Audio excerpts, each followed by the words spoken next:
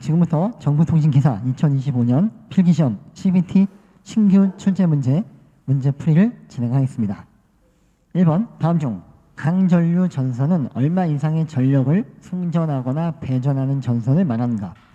이거는 기술 기준에 나와 있는 정의입니다. 정의. 강전류 전선 혹은 강전류 케이블이라고 하는 게 좀 말이 안 맞죠? 전력이라고 하면 보통 와트가 나와야 되는데, 자, 보기에는 다 볼트입니다. 110, 220, 300, 600. 자, 정답은 300볼트죠. 300볼트 이상의 전력을, 자, 여기 보면 송전이 있고 배전이 있습니다. 이건 전기용어인데요. 송전은 발전소에서 전기를 보내는 겁니다.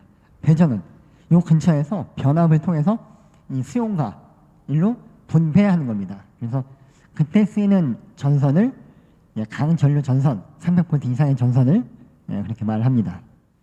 자, 다음 괄호 안에 들어갈 내용으로 옳은 것은 기간통신 사업자는 국선을 5회선 이상으로 인입하는 경우에는 케이블로 어디에 접속 수용하여야 한다. 자, 보기 보시면 단자함, 분배함, 주배선반, 국선 수용 단자반. 답은 뭘까요? 3번으로 찍을 확률 57,000%. 그죠? 4번이 맞습니다. 국선 수용 단자반이에요.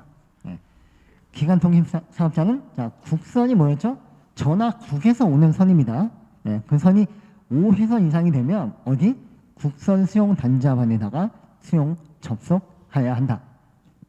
답은 4번입니다. 자, 방송통신설비의 기술 기준에 관한 규정을 보면, 자, 우선 이제 보호기에 대한 내용. 여기 제가 문장을 쓴 이유는 뭐냐면, 요 기간통신사업자 쭉 나와서 방송통신설비가 벼락이나 강전류 전선, 자, 우리 했습니다. 300볼트 이상, 그죠?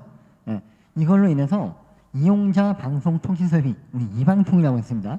이방통에 피해를 줄 우려가 있는 경우에는 이를 방지하기 위하여 국선 접속설비 또는 그 주변에 보호기를 설치해야 한다. 저렇게 괄호를 쳐놓고 실기시험에서는 저걸 물어보는 시험이 한 3번쯤 나왔습니다. 기사에서 2번, 산업기사에서 1번.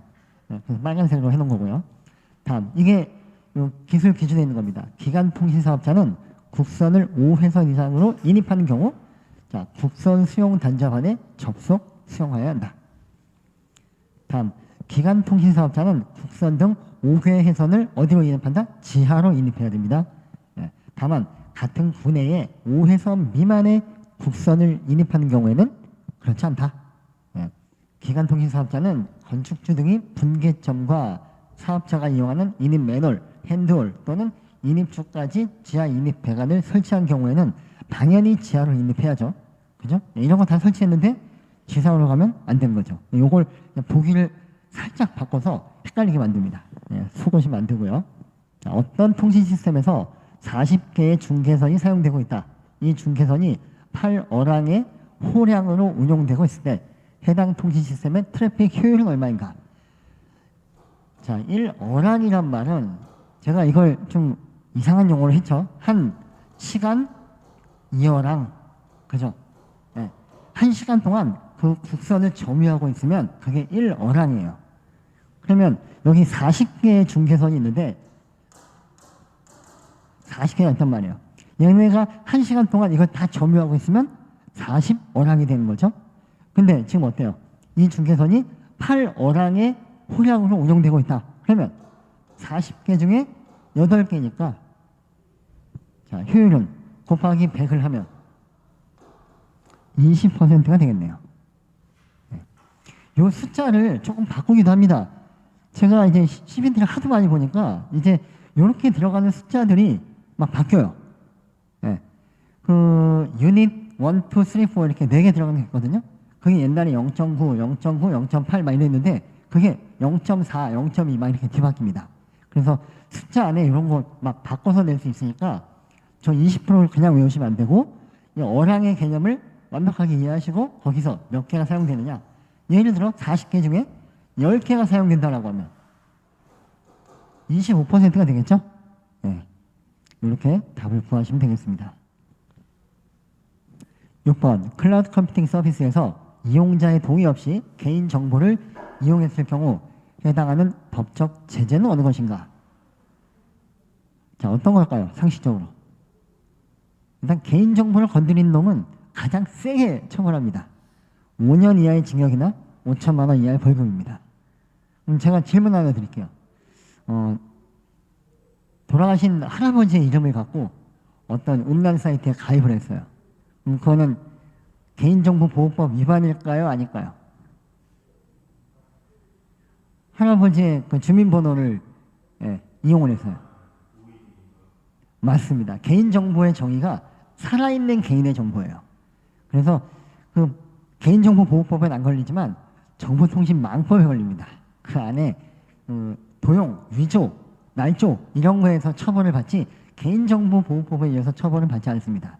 어쨌건 이걸 동의 없이 쓰게 되면 이렇게 강력한 처벌을 받는다라는 거고요. 자, 9번 OSI 세븐레이어 중에서 육계층에 대한 설명을 적합한 것은? 자, 우리 또 하고 넘어가야죠. 그죠? 안 그래도 짜증나는데 전세가 평 하고 올라가죠. 우리는 어떻게 한다? 저 삐대요. 삐대네. 전세평. 자, 1, 2, 3, 4, 5, 6, 7. 자, 피지컬 레이어는 어떤 물리적인, 그죠? 전기적인, 기계적인, 절차적인 이런 내용들, 뭐 RS232C나 아니면 뭐 V.24, 25, 32 뭐 이런 다양한 대표적 장비로는 허리, 그죠? 허리, 호브와 리피터가 있다. 자, 데이터 링크는 요 노드와 노드를 연결하는, 그죠? 이 계층 프로토콜의 이름이고, 여기는 허리가 어떻게 된다? 열심히 일하다 보니까 부서진다. 브릿지와 스위치가 있다. 자, 네트워크는 이런 링크가 다 연결돼서 패킷을 어디를 보내느냐, 경로 배정을 하는 프로토콜. 얘는 라우터가 그 역할을 하죠. 자, 4계층은 이 네트워크를 통해서 종단과 종단을 연결하는, 종단과 종단 간의 신뢰성 있는 전송을 책임지는 기능이 전송이고, 얘의 대표적 장비는 L4 스위치 같은 거. 자, 여기의 이름은 비트 혹은 볼트. 자, 여기는 프레임, 여기는 패킷, 여기는 세그먼트. 요 위에는 다 이제 메시지가 되는 거고. 자, 세션 계층의 기능은 뭐죠? 5세, 연세대 동기, 그죠? 연결 제어, 세션 제어, 동기화. 자, 표현 계층은 서로 다른 이종 간의 코드 변환 혹은 압축 해제, 암호화 복호화. 그죠?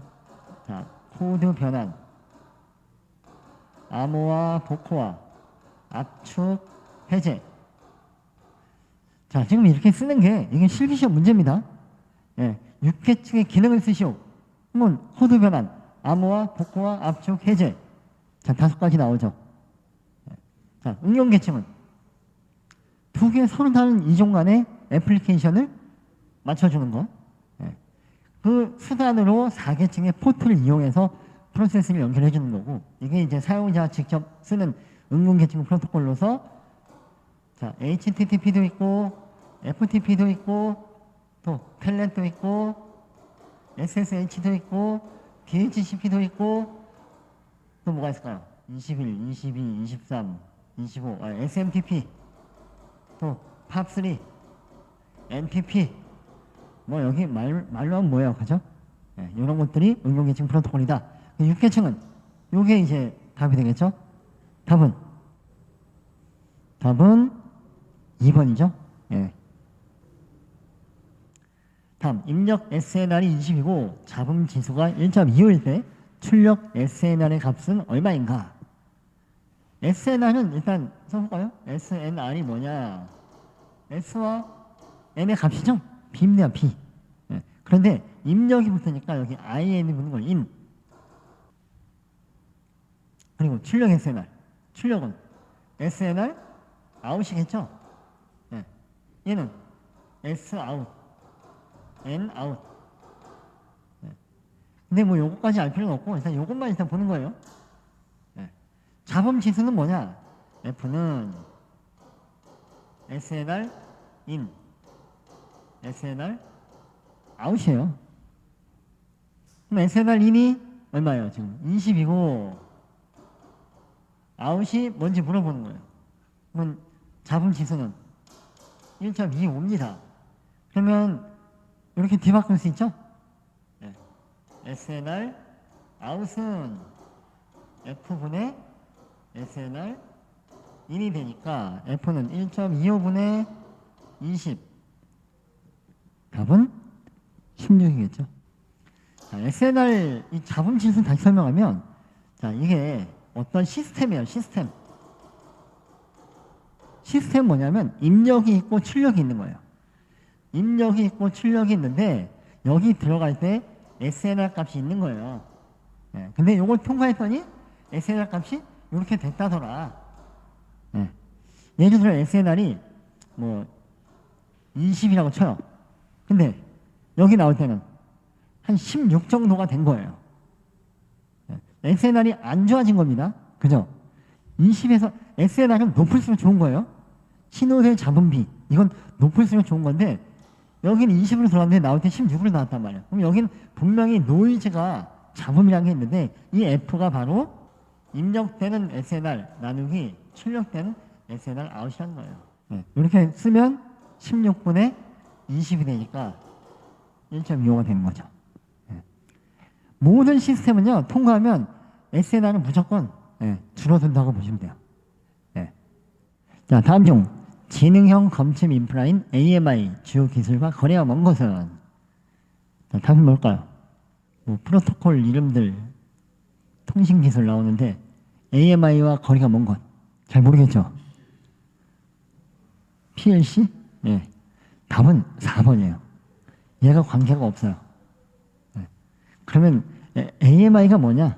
자, 이게 이제 제가 학원을 하기 전에 했던 일이에요. 여기 보면 이렇게 전봇대가 있고 여기 이렇게 22,900V가 지나가죠? 얘는 전압을 낮춰줘요. 그래서 수용관을 보냅니다. 그럼 여기다 뭘 다느냐? 바로 DCU라는 걸 달아요. 얘는 뭘 하는 역할이냐? 이런 게 이제 각 가정에 자, 이게 전력량계입니다. 그러니까 옛날 계량기 하면 알루미늄이 원판이 돌아가잖아요. 그죠? 전기를 많이 쓰면 빠르게 돌아가고 적게 쓰면 천천히 돌아갑니다. 최근에는 이게 다 디지털 형식으로 나와 있습니다. 뭐 1001 아니 95,000 몇 와트. 예. 그리고 여기 뭐가 달리느냐? 바로 PLC 모뎀이 달립니다. 이 DCU 안에도 PLC 모뎀이 달려요. 그래서 얘하고 이렇게 통신을 합니다. 그래서 얘가 전력을 얼마 썼는지 얘가 물어봐요. 그럼 이렇게 응답을 합니다. 이게 전력선을 이용한 PLC 통신이에요. 이게 이 DCU 하나가 주변에 한 100가구, 150가구를 다 커버해요. 근데 농어촌 같은 데는 어때요? 그냥 하나 건너 있고 하나 있고 멀다 보니까 여기다가 LT 모뎀을 달던가 아니면 여기에 LT 모뎀을 달아서 한전으로 보내요. 네. 그 LTE도 쓰입니다. 자, 그리고 한전에서는 이 검침값을 읽어오는 것도 있지만 이 하나하나를 다 관리합니다. 망관리. 거기에 쓰이는 게 SNMP가 사용됩니다. 그래서 LTE도 사용되고 SNMP, PLC 얘는 IP를 동적으로 할당하는 프로토콜이라 관계가 크게 없습니다. 답은 4번이고 이거 말고도 직비도 옛날에 사용이 됐었고 또 최근에는 Y선도 사용이 많이 되고 있습니다. 결정적으로 가장 많이 쓰이는 것은 전력선 통신이 전체 AMI의 한 70에서 80%가 이걸 쓰고 있습니다. 자, 구글에서 AMI 박배영 한번 쳐보세요. 그러면 제가 옛날에 있었던 회사 여기서 기고했던 글이 나옵니다. 데이터 집중 장치, AMI 역할. 저는 이런 걸 인터뷰를 한 적이 없는데 정기 저널에서 수석연구원은 뭐 이렇게 한다라고 막 말도 안 되는 것 좀 써놨어요. 예. 그래서 한번 제 이름으로 검색하시면 관련된 내용을 자세하게 보실 수 있습니다.